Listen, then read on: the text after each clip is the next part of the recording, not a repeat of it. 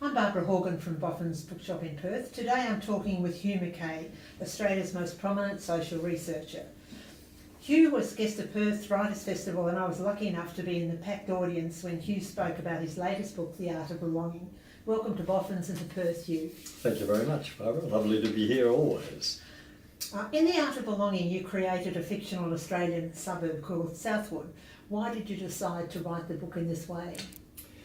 I've always, as a social researcher, Yes. I've always felt it was important to illustrate my social analysis with real life stories from the people that I've interviewed and who've provided me with the raw material. Yeah. So I went one step further with The Art of Belonging. I thought I'm going to really get inside a particular community, fictional, Yes. but of course based on all the decades of listening to people talking about their communities. So Southwood is a construct based on many Australian suburbs, but I thought this was the moment to not just have occasional verbatim quotes from people to illustrate what I was saying, but to really get inside the place and try and explore the life of a community, the good and the bad, Yes. the bright and the dark.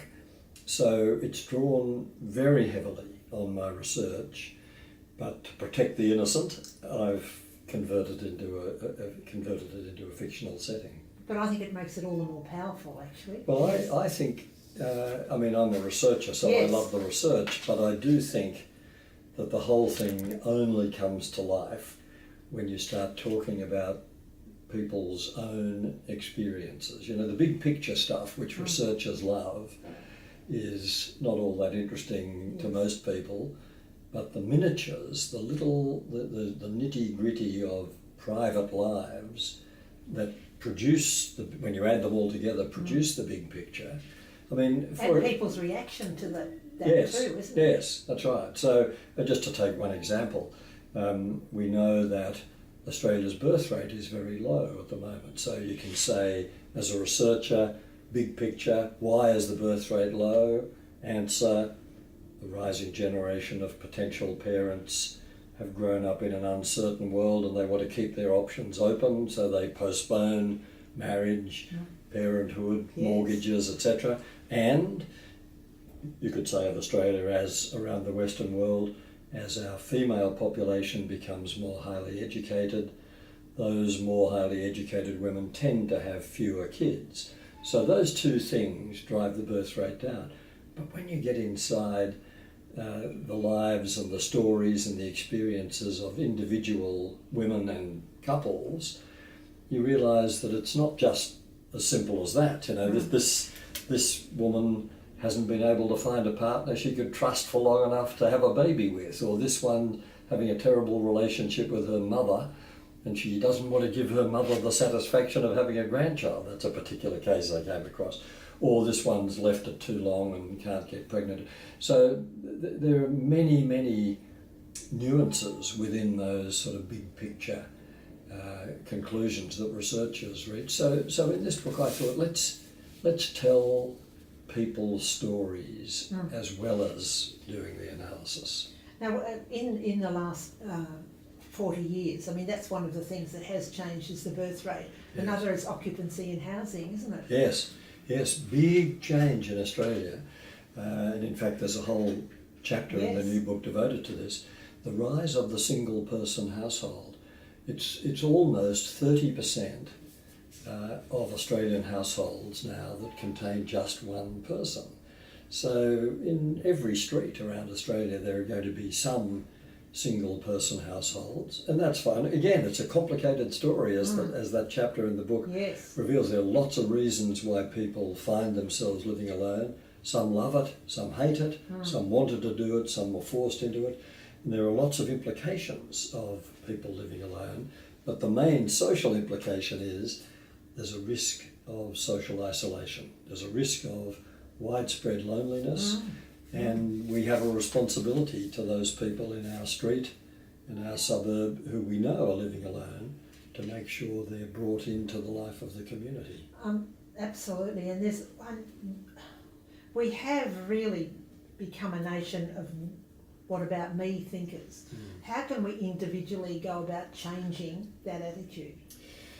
That's a very accurate assessment of us at the moment. I think the biggest problem we've faced in Australia over the last 30 years has been dealing with all the propaganda that's fed the idea that I'm the most important person in the world, that I've got to search for my own identity, pursue my own happiness, claim my own entitlements.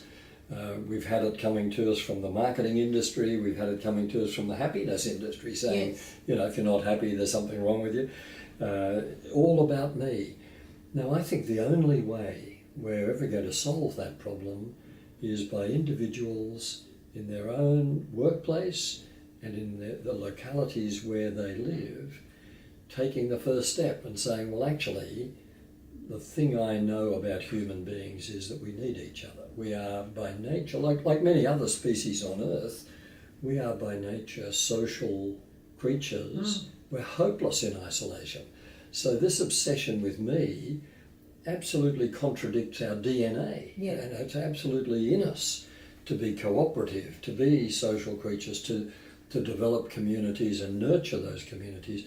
So I think it's up to each of us to say, well, in my street, I'm going to start living the way I think we need to live in order to preserve and nurture these communities. Say good day to people, smile at strangers, invite the neighbours in for a drink. It doesn't mean you're going to become best friends, but it does mean you develop a sense of familiarity, and that leads to a sense of security and trustfulness, which is very important in a community. Edith Cowan University published some research a couple of years ago showing that only 35% of Australians trust their neighbours. Oh, that's shocking. It is shocking. Dreadful. It's a very sad piece of research, and that doesn't say to me, so most people are untrustworthy. What it says is a large number of people don't know their neighbours, because if you know your neighbours, you learn to respect them, to understand them, and to trust them. That usually And that works makes out. you much more isolated, Yeah, which doesn't help you as a That's right. person. And that's where we retreat to bars on the windows and electronic gates and all those things that are signs of our obsession with personal privacy and security because we haven't been open to the community. Now, I mean, I've been privileged over the last 20 years to introduce you at, I think, about 8 book events, isn't it? Yes. And I always notice, and I've mentioned this to you before, that the audience become a group of nodders. And that means that they're agreeing with what you're saying. Yes. And I noticed the response at the Perth Writers Festival event that when you were talking about stranger danger, that this was again prevalent. People were nodding when you said it was a great idea, but maybe it's gone too far.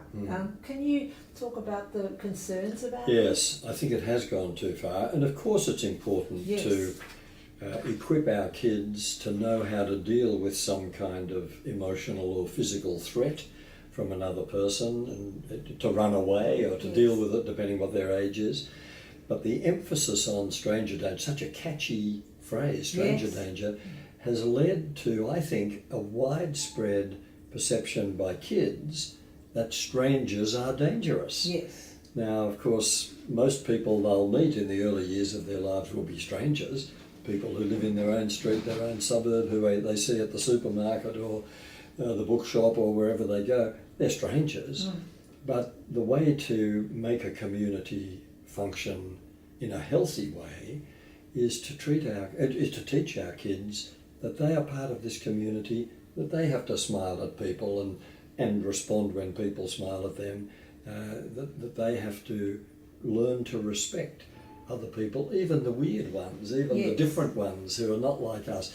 That old African expression, Barbara, it takes a village to raise a child, is very true. Absolutely. It's true in any Australian suburb that kids who are kept cosseted, locked away, not encouraged to interact with the neighbourhood, they're the kids who arrive at school with underdeveloped social skills. And quite furtive. Yes, that's right. Preoccupied with themselves. And also, I would argue their moral development has been slowed down because I mean, morality is all about how we take other people into account, how we Yes. respond to other people's needs and so on. And we have to start teaching our kids that from a very early age.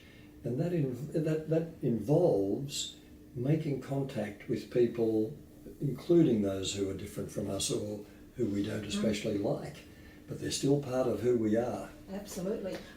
After I left your session, I was thinking, and there was a huge queues for Andy Griffiths, Yes. and I was thinking, now in his books, in his treehouse books, he doesn't have safety rails or nets, and there were no fences around the shark tank, and I was thinking, that's his way of saying to kids, read this, use your imagination and be free. Yes, yeah, that's right.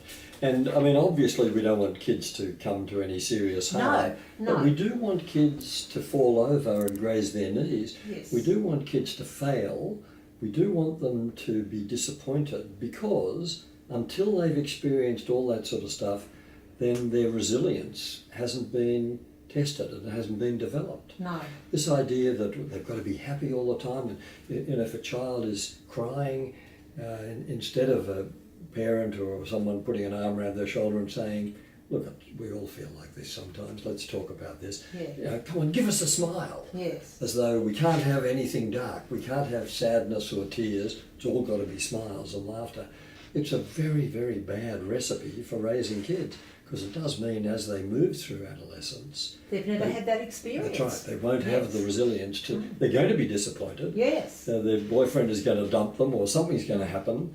They're going to fail an exam, or just feel miserable the way humans do from time to time, and they'll find it difficult to cope if they haven't been equipped to recognise all of those phases of human experience and deal with it. Yes. Now, a little away from this, the Australian public really seem to have lost confidence in politicians of all political persuasions. How do you think our politicians can restore the community's faith?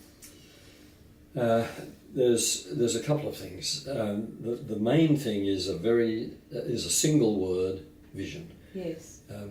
People look to leaders for leadership. Yes. They don't look for leaders to just parrot what they've heard in a focus group, to offer leadership, particularly in the direction of painting a picture of the kind of society we could become, a vision Yes. for our future. And then any policy they want to introduce, economic or otherwise, they're able to say, this policy, here's how this policy helps us towards achieving that kind of vision, becoming that kind of society. If they don't give us that, what Paul Keating used to call the overarching narrative, if they don't give us that, then everything seems a bit random, and we can't easily connect. Why are they doing this? Why are they doing that? It doesn't seem cohesive. So I think we need politicians who have much more courage, who are prepared to paint the big picture and then talk about how we fit into it. Yeah. Also, the other reason I think why we've lost so much respect for politicians is they've lost so much respect for each other. Yes. And we look at how the political game is played in Parliament and out of Parliament, and they speak of each other in terms of loathing. They don't demonstrate mutual respect. They don't treat their fellow members of Parliament as if they're authentic and have a right to be there. They treat them as though they're rubbish. And of course, from the voters' point of view, if there's not much respect between the two sides, then we don't feel respect for any of them. No, that's... Hugh, thank you so much. It's been most interesting, as usual, to talk to you.